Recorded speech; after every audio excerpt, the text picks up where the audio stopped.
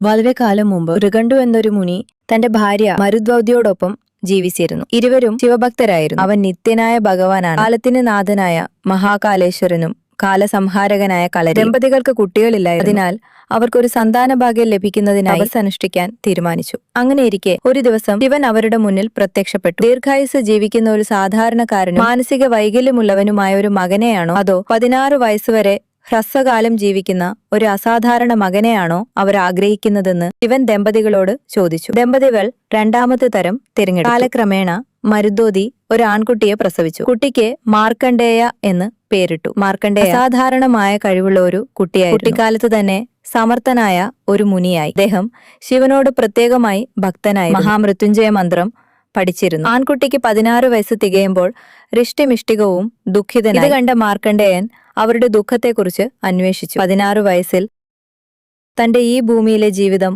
അവസാനിക്കുമെന്നും അങ്ങനെ യമൻ തന്റെ ജീവൻ അപഹരിക്കാൻ വരുമെന്നും അവർ മറുപടി നൽകി. മാർക്കണ്ഡേയൻ എന്ന ബാലൻ മഹാവിഷ്ണുവിന്റെ അടുത്തേക്ക് ഓടി. അയാൾ നിസ്സഹായനായി. അദ്ദേഹം അവനെ തൃപ്രങ്ങോട്ടപ്പന്റെ ശിവൻ ഒരു പ്രഹരത്തിൽ ഇടിമുഴക്കത്തോടെ ശിവലിംഗം പൊട്ടിത്തെറിച്ചു. ജ്വലിക്കുന്ന വെളിച്ചത്തിൽ നിന്ന് ശിവന്റെ ഗംഭീരവും അഗ്നിമയവുമായ ഒരു രൂപം പ്രത്യക്ഷപ്പെട്ടു. ശിവൻ വളരെ കോപാകുലനായി. യമന് തന്റെ കുരുക്കുകൊണ്ട് ശിവലിംഗത്തെ വളയാൻ ഇത്ര ധൈര്യമുണ്ടോ എന്ന് ചോദിച്ചു. ശിവൻ തന്റെ ത്രിശൂലം ഉപയോഗിച്ച് യമനെ അടിച്ചു. യമൻ ഇല്ലാതായി. മാർക്കണ്ഡേയ മരണത്തിൽ നിന്ന് രക്ഷപ്പെട്ടു. ശിവൻ മാർക്കണ്ഡേയനെ നിത്യജീവൻ നൽകി അനുഗ്രഹിക്കുകയും 16 വയസ്സുള്ള ഒരു മുനിയായി എന്നേക്കും നിലനിൽക്കുമെന്ന് പ്രഖ്യാപിക്കുകയും ചെയ്തു.